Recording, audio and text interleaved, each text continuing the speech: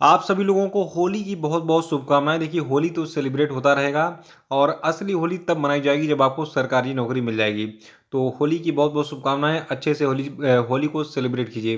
देखिए, होली में क्या होता है, हमें अच्छे-अच्छे पकवान खाने को मिलते हैं, साथ में जो है रंग लगाने को मिलता है एक-दूसरे को, और हम जो है पुरानी गिले-शिकवे को भूलकर एक-दूसरे से प्रेम करते हैं और एक-दूसरे को रंग लगाते हैं। तो आप सभी को होली की बहुत शुभकामनाएँ।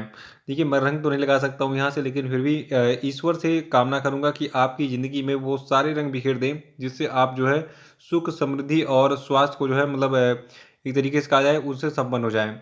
तो देखिए, आज है 18 मार्च, और 18 मार्च के दिन आज जो है टोटल हम 10 मोस्ट इम्पोर्टेंट करंट अफेयर के प्रश्नों पर चर्चा करेंगे, जो कि आपकी सभी आगामी परीक्षाओं के लिए मोस्ट इम्पोर्टेंट है। तो बने रहिए शुरू से लास्ट तक वीडियो में, और इस वीडियो को पूरा देखने के बाद आप इसकी पीडीएफ फाइल भी डाउनलोड कर सकते हैं। नीचे डिस्क्रिप्शन बॉक्स में आपको इस वीडियो की पीडीएफ लिंक मिल जाएगी। और देखिए, जो लोग हैं वो चैनल को सब्सक्राइब करना मत भूलेंगे और वीडियो को लाइक और शेयर भी कर दीजिएगा। साथ में बेल आइकॉन को प्रेस करना मत भूलिएगा। देखिए, जो मंथली करंट अफेयर का वीडियो था मार्च वाला, ठीक है, तो ये आज शाम को 9 बजे पब्लिश होगा, ठीक है, रात में 9 बजे आप इसको देख सकते हैं। और आज के करंट अफेयर का पहला प्रश्न है कि वैश्विक रेटिंग एजेंसी मूडीज ने हाल ही में मौजूदा वित्त वर्ष के लिए, यानी मौजूदा वित्त वर्ष का मतलब हो गया जो आपका 2021-22 का वित्तीय वर्ष चल रहा है, इसकी बात हो रही है, जो कि अभी मार्च में चलेगा और मार्च में समाप्त हो जाएगा, ठीक है। तो मौजूदा वित्त वर्ष के लिए भारत की वृद्धि दर के अनुमान को 9.5% से घटाकर कितना कर दिया है। तो देखिए, मूडीज ने कहा है कि जो आपका मौजूदा वित्तीय वर्ष के लिए भारत का जीडीपी ग्रोथ रेट है, ये 9.5% नहीं रहेगा, ये रहेगा 9.1%। तो इसको अपडेट कर लीजिए। और इसके अलावा जो अगला वित्तीय वर्ष होगा 2022-23 का, इसमें भारत की विकास दर 5.4% रहने की संभावना जताई है मूडीज ने। देखिए, मूडीज जो है एक प्रतिष्ठित जो है कंपनी है, और इसके आंकड़े एग्जाम में जरूर पूछे जाते हैं, इसको याद रखिएगा। अगला है कि किस देश ने महात्मा गांधी ग्रीन ट्रायंगल का अनावरण किया। तो देखिए, अभी हाल ही में मेडागास्कर में जो है महात्मा गांधी ग्रीन ट्रायंगल का अनावरण किया गया है। और अभी हाल ही में आज़ादी का अमृत महोत्सव मनाने के लिए, उसको चिन्हित करने के लिए, मेडागास्कर में जो भारत के राजदूत हैं जिनका नाम है अभय कुमार, इन्होंने मेडागास्कर में एंटा नाना रीवो की जो मेयर हैं, देखिए एंटा नाना रीवो जो है ये राजधानी यानी कि कैपिटल है मेडागास्कर की। तो वहाँ की जो मेयर है नैना एंड्रियन टीटो है ना, इनके साथ मिलकर ग्रीन ट्रायंगल का जो उद्घाटन करके आज़ादी का अमृत महोत्सव मनाया। और देखिए, जो आपका ये ग्रीन ट्रायंगल है, इसको नाम भी दिया गया है, इस ग्रीन ट्रायंगल को महात्मा गांधी ग्रीन ट्रायंगल नाम दिया गया है, महात्मा गांधी को सम्मान देने के लिए। और देखिए, मेडागास्कर देश की बात करें तो राजधानी मैंने बताई दी है, एंटा नाना रीवो इसकी राजधानी है। यहाँ की मुद्रा है मालागासी एरीरी, और राष्ट्रपति का नाम है एनरी राजो एलिना। और अगला प्रश्न है कि सूचीबद्ध कंपनियों के बोर्ड में महिलाओं के मामले में कौन सा देश दक्षिण एशिया में नंबर 1 है। तो देखिए, ये देश आपका बांग्लादेश है। याद रखिएगा, सूचीबद्ध कंपनियों के बोर्ड में महिलाओं के मामले में दक्षिण एशिया की बात हो रही है, तो दक्षिण एशिया में पहले स्थान पर आपका बांग्लादेश है। और अभी हाल ही में जो इंटरनेशनल फाइनेंस कॉरपोरेशन और ढाका स्टॉक एक्सचेंज है, इसके द्वारा पब्लिश किए गए एक अध्ययन में बताया गया कि सूचीबद्ध कंपनियों के बोर्ड में महिलाओं के मामले में बांग्लादेश दक्षिण एशिया में सबसे ऊपर है। चौथा प्रश्न है कि हाल ही में प्रोफेसर नारायण प्रधान को किस क्षेत्र में उनके उत्कृष्ट योगदान के लिए 31वें जीडी बिरला पुरस्कार के लिए चुना गया है। तो देखिए, 31वां जीडी बिरला पुरस्कार नारायण प्रधान को भौतिकी के क्षेत्र में इनके उत्कृष्ट योगदान देने के लिए दिया गया है। और देखिए, जो नारायण प्रधान है, इन्होंने ये पुरस्कार प्रकाश उत्सर्जक अर्धचालक नैनो क्रिस्टल के रसायन विज्ञान और भौतिकी को समझाने के लिए दिया गया है। तो इनको ये पुरस्कार किस लिए मिला है, इनको मिला है प्रकाश उत्सर्जक अर्धचालक नैनो क्रिस्टल के रसायन विज्ञान और भौतिकी की क्रिया को समझाने के लिए। और देखिए, जो आपके नारायण प्रधान जी हैं, उन्होंने इस छोटे प्रकाश सामग्री के नए आकार को डिजाइन करने में मदद करने के लिए क्रिस्टल मॉड्यूलेशन में अपनी विशेषज्ञता प्रदान की है। तो इसको नोट कर लीजिएगा। देखिए, स्पेशली जो है पुरस्कार के विजेता और क्षेत्र का नाम पूछेगा, तो नारायण प्रधान को 31वां जीडी बिरला पुरस्कार दिया गया है भौतिकी के क्षेत्र में विशेष योगदान के लिए। अगला है कि निम्नलिखित में से कौन 2050 तक शुद्ध शून्य कार्बन उत्सर्जन लक्ष्य निर्धारित करने वाला पहला दक्षिण एशियाई शहर बन गया है। तो देखिए, ये शहर आपका मुंबई है। याद रखिएगा, मुंबई 2050 तक शुद्ध शून्य कार्बन उत्सर्जन लक्ष्य निर्धारित करने वाला पहला दक्षिण एशियाई देश बन गया है। देखिए वैसे तो भारत सरकार ने 2070 तक लक्ष्य बनाया है भारत को कार्बन न्यूट्रल करने का, लेकिन मुंबई कह रहा है कि नहीं, हम 20 साल पहले इसको अचीव कर लेंगे 2050 तक। तो मुंबई का लक्ष्य 2070 तक शुद्ध शून्य कार्बन उत्सर्जन तक पहुंचने के भारत के लक्ष्य से 20 साल आगे है, यानी कि ये 20 साल पहले ही कह रहा है हम कार्बन न्यूट्रल हो जाएंगे। और इस लक्ष्य में 2030 तक ग्रीन हाउस गैस उत्सर्जन में 30% की कमी करने का लक्ष्य मुंबई ने रखा है। साथ में 2024 तक जो है 44% की भी जो है कमी शामिल है ग्रीन हाउस गैसेज में। तो ये सारे टारगेट बनाया है मुंबई ने। और देखिए मुंबई में बहुत सारी चीज़ें समय चल रही हैं, जैसे कि इलेक्ट्रिक कई सारी, मतलब एक बहुत बड़े संख्या में इलेक्ट्रिक बसों की संख्या जो है बढ़ाई जा रही है मुंबई में, ताकि वहाँ पे जो है जो कार्बन इमिशन है उसको कम किया जा सके।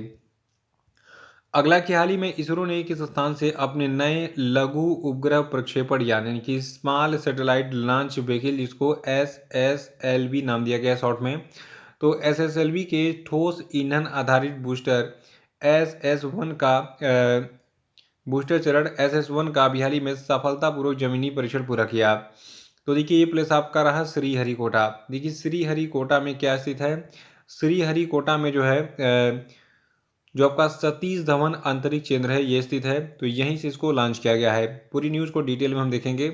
देखिए हाल ही में भारतीय अंतरिक्ष अनुसंधान संगठन, जिसको आप शॉर्ट में ISRO इसरो कहते हैं, यानी कि इंडियन स्पेस रिसर्च ऑर्गेनाइजेशन कहते हैं, तो इसरो ने जो है आंध्र प्रदेश के श्रीहरिकोटा के सतीश धवन अंतरिक्ष केंद्र में अपने नए लघु उपग्रह प्रक्षेपण यान, यानी कि स्मॉल सैटेलाइट लॉन्च व्हीकल के ठोस ईंधन आधारित बूस्टर चरण SS1 का जमीनी परीक्षण सफलतापूर्वक पूरा कर लिया है। इसके देखिए 3 टेस्ट होने थे, 3 ट्रायल होने थे, तीनों के तीनों कंप्लीट हो चुके हैं। अब ये जो आपका SSLV है, ठीक है, ये अपनी पहली विकास उड़ान के लिए तैयार हो गया, जो कि मई 2022 में निर्धारित है, यानी कि मई 2022 में इससे जो है कुछ उपग्रहों को भेजा जाएगा।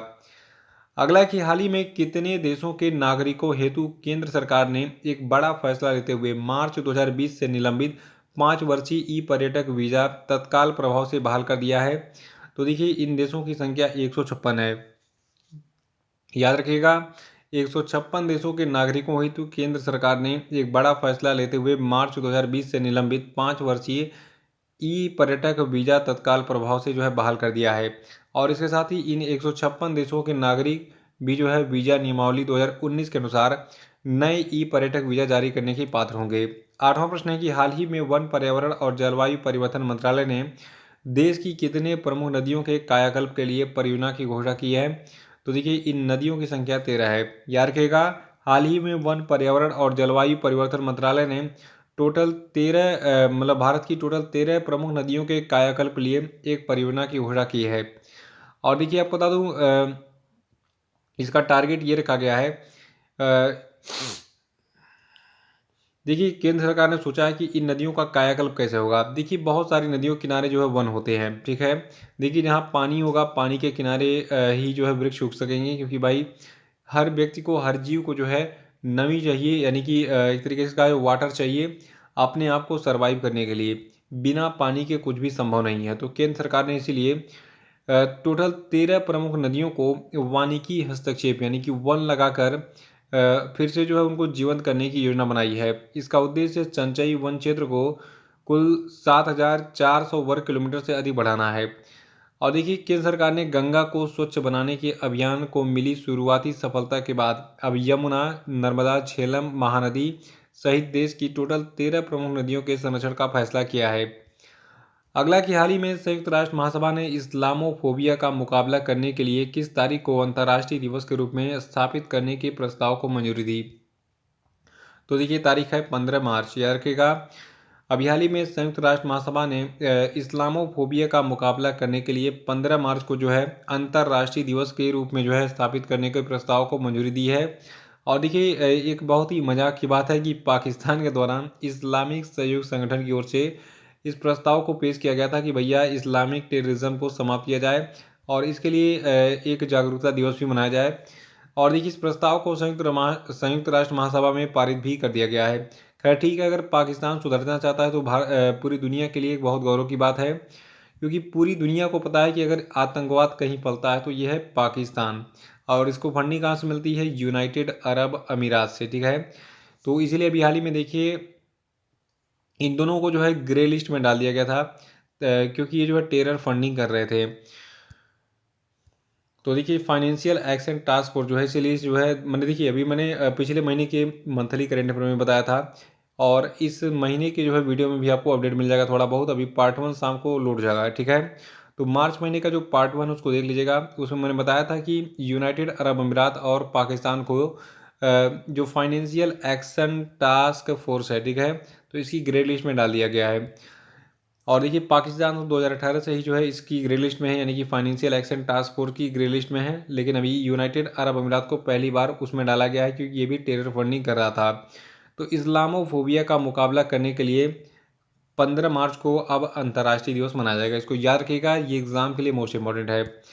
अगला है कि ऑस्ट्रेलिया और किस देश ने 7 साल से अधिक समय पहले पूर्वी यूक्रेन में मलेशियाई एयरलाइंस के विमान जिसका नाम है MH17 इसको मार गिराने में रूस की कथित भूमिका को लेकर रूस के खिलाफ कानूनी कार्रवाई करने का फैसला किया है?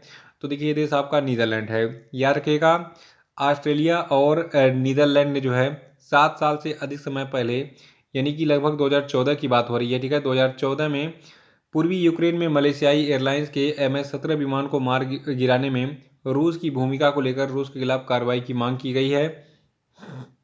देखिए साल 2014 में हुआ क्या था। 2014 में मलेशियाई एयरलाइंस का विमान MH17 पूर्वी यूक्रेन के डोनेट्स्क क्षेत्र में दुर्घटनाग्रस्त हो गया था। देखिए जो MH17 विमान है ये एम्स्टर्डम नीदरलैंड और कुआलालंपुर मलेशिया के बीच में उड़ान भर रहा था, और जब भी विमान पूर्वी यूक्रेन के हवाई क्षेत्र में था तो वह एक मिसाइल से टकरा गया था, और ये मिसाइल रूस ने दागा था, इसलिए रूस पे कार्रवाई की मांग की जा रही है। तो ये थे आपके आज के सभी धमाकेदार प्रश्न, और अब हम बात करेंगे आज के सभी क्वेश्चन अपडेट। देखिए आज घंटे का पहला प्रश्न है कि चीन में भारत के नए राजदूत को मैंने बताइए। और अगला कि भारत में राष्ट्रीय टीकाकरण दिवस यानी कि नेशनल वैक्सीनेशन डे, जिसको नेशनल इम्यूनाइजेशन डे भी कहते हैं, ये कब मनाता है बताइए। और अगला कि विश्व उपभोक्ता अधिकार दिवस किस तारीख को मनाता है, आंसर बताइए। और अगला कि हाल ही में किस राज्य की पूर्व राज्यपाल सुश्री कुमुदबेन जोशी का निधन हो गया, बताइए। नेक्स्ट है कि हाल ही में किस स्थान पर भारत का पहला digital water bank aquarium launch किया गया, बताइए। और अब हम बात करेंगे कल के पूछे गए सभी क्वेश्चन हमडे के सही उत्तरों की। का पहला प्रश्न था कि हाल ही में भारतीय शटलर लक्ष्य सेन ने जर्मन ओपन 2022 में पुरुष एकल फाइनल में कौन सा पदक जीता था, तो इन्होंने सिल्वर मेडल जीता था, याद रखिएगा। अगला है कि फरवरी 2022 के लिए ICC players of the month कौन चुने गए, तो देखिए श्रेयस अय्यर को चुना गया है फरवरी 2022 के लिए ICC player of the month. और देखिए थोड़ा सा इसके बारे में कुछ और भी जानकारी थी जो मैंने परसों बताई थी, परसों का वीडियो देखिए उसको रिवाइज कर डालिएगा। और तीसरा प्रश्न है कि कैटलीन नोवाक को किस देश की पहली महिला राष्ट्रपति के रूप में चुना गया है, तो देखिए कैटलीन नोवाक जो है ये हंगरी की पहली महिला राष्ट्रपति चुनी गई हैं। और देखिए चौथा था कि किस मंत्रालय के द्वारा हाल ही में जेंडर संवाद के तीसरे संस्करण का आयोजन किया गया, तो देखिए ये मंत्रालय है ग्रामीण विकास मंत्रालय। पांचवा था कि हाल ही में बजाज अलियांज जनरल इंश्योरेंस के MD और CEO का जो कार्यकाल है ये 5 साल के लिए बढ़ा दिया गया है। इनका क्या नाम है, तो इनका नाम है तपन सिंघल, ठीक है। तो इसी के साथ ये वीडियो समाप्त होता है। और देखिए बहुत सारे लोग डिमांड करते रहते हैं सर 2020 का 2021 का वीडियो बना दीजिए। देखिए 2021 के बहुत सारे मंथ ईयरली करेंट अफेयर के वीडियोस हैं जिसमें पूरे साल के करेंट अफेयर का रिवीजन आपको मिल जाएगा, और ये सभी वीडियोस हमारे प्लेलिस्ट में मिल जाएंगे ईयरली करेंट अफेयर वाले के साथ में। इसकी अगर PDF पूरे 2021 की PDF आप डाउनलोड करना चाहते हैं, टोटल 3500 करेंट अफेयर को संग्रह वाला PDF जो है, तो इस PDF को डिस्क्रिप्शन बॉक्स में इसकी लिंक दी गई है, वहाँ पे क्लिक करके आप इसको खरीद सकते हैं, और पूरे साल का रिवीजन केवल एक ही PDF के माध्यम से कर सकते हैं। तो समय कम है, परीक्षा का समय है, तो उस PDF को तुरंत डाउनलोड कीजिए। और देखिए वो PDF इतनी सरल भाषा में है कि आप जो है 1 घंटे में पूरा PDF पढ़ डालेंगे, यानी कि 1 घंटे में पूरे साल का रिवीजन हो जाएगा, पूरा आपका समय भी बचाएगा, ठीक है। तो उसको डाउनलोड कीजिए और पढ़िए। तो इसी के साथ बहुत बहुत धन्यवाद। Thank you and have a nice day.